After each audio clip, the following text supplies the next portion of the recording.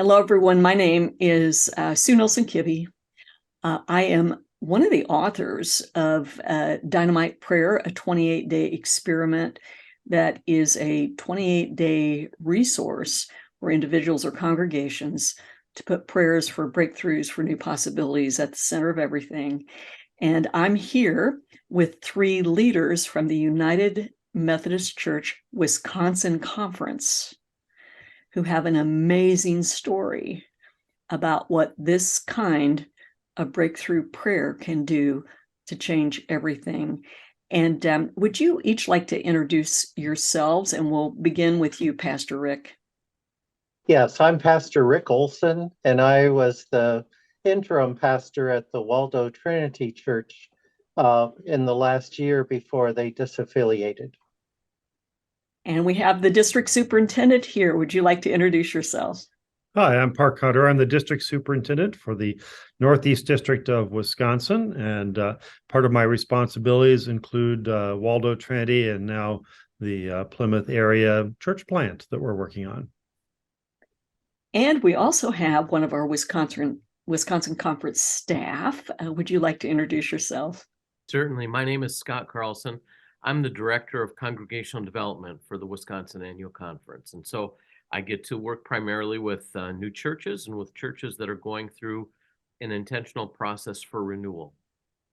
So, Pastor Ric, you were there when this congregation that you lead went through a vote to disaffiliate. And what happened from there? Thank you, Sue. Yes, we went through a process and took the vote to disaffiliate, and that there were 10 people from the congregation that wished to remain United Methodist.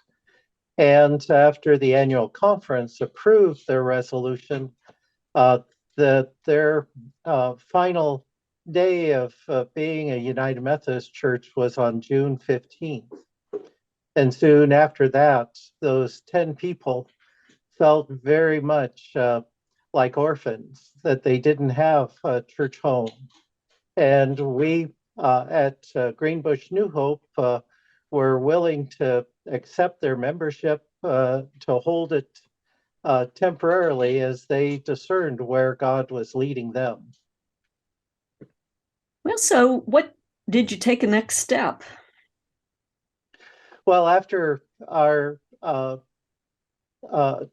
group got together, we decided that it would be important to have ideas from Scott Carlson, the new conference congregational director, and our new district superintendent, Park Hunter, to be able to meet with the group and be able to help share with us what our options were for moving forward.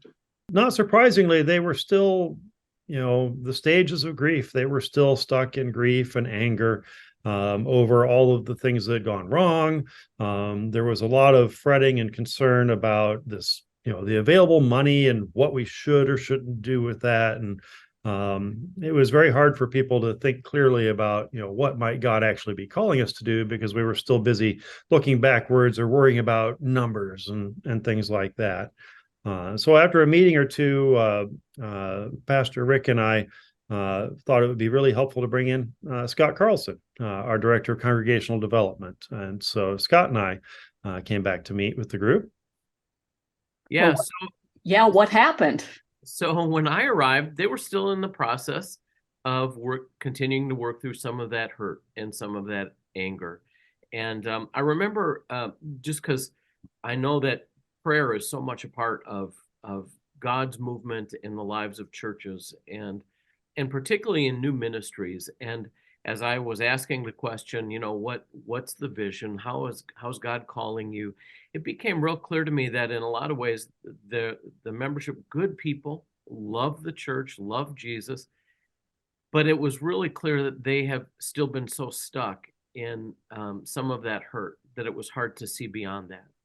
And that was when it became important for me to begin asking, why don't we take a time for a season of prayer and to begin to ask God, what is next? What is your dream for here? And a new book had just come out around your book around breakthrough prayer, the 28 days for that. And so I said, here's a resource. What about this? And they asked, would the conference be willing to provide that? And we said yes. I said yes. And so for frankly, a really small investment, they started looking at that resource. And Ric, you had helped lead that group along with another pastor. And I want to tell you, when I came back after they had done that process, there was just a different spirit for the most part among 180 degrees. Yeah. Yes, it was a very good process for our church. We ordered copies of the book to be able to distribute to the people that would be willing to join us every week. And we made a decision to not write in the books for our thoughts about each of the different readings, but to write in a different pad of paper so that we would be able to reuse the books in the future. After that was finished, we decided now was a good time to call Scott and Park back to be able to meet with us and share with them what we had experienced in that prayer process. Well, what did you experience? Just some headlines. What did you experience? I think that there was some clarity about things that we felt were opportunities that God was opening up for us in this time. We were able to do some healing, that there was a letting go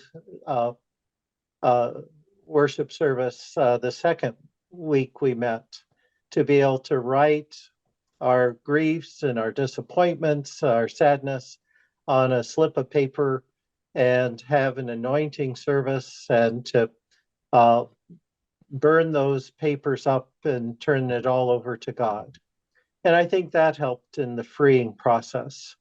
And then as we did more prayer and discussion together, it was very rich, the kind of insights that we were receiving, common insights and new ones that we wanted to be able to share with the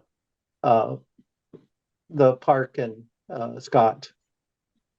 So, Park and Scott, what did you hear, and what have you seen coming out of this? When I got back together with the group, again, 180-degree change, where before they'd been pretty much completely focused on their grief and sadness, anger, and all those mixed emotions. Now there was hope. There was the possibility of seeing vision. It's not that grief went away, because we'll always be sad for things that we've left behind, but they were unstuck. Was my observation, and finally able to move forward. As well as for Ric's leadership, Ric has been their pastor and has walked with them, and he has been very encouraging for them. And all of this has happened because of people opening themselves to the presence of God. Prayer by this local group was answered at the cabinet level and in the city of Plymouth and other places. And I'm super hopeful about what's going forward here. And it's just amazing how all of this came together from January until now to begin sort of like opening the floodgates and watching it all run down. Yes. Well, thank you all for your passion to put prayer for new possibilities at the center of everything ongoing, to give leadership for God's church, to look up and out and ask God for next steps and new possibilities, and especially for the way the Wisconsin Conference has put breakthrough prayer at the center of everything. And your story is so powerful, and we can hardly wait to see what God does next. Thank you all so much. Thank you.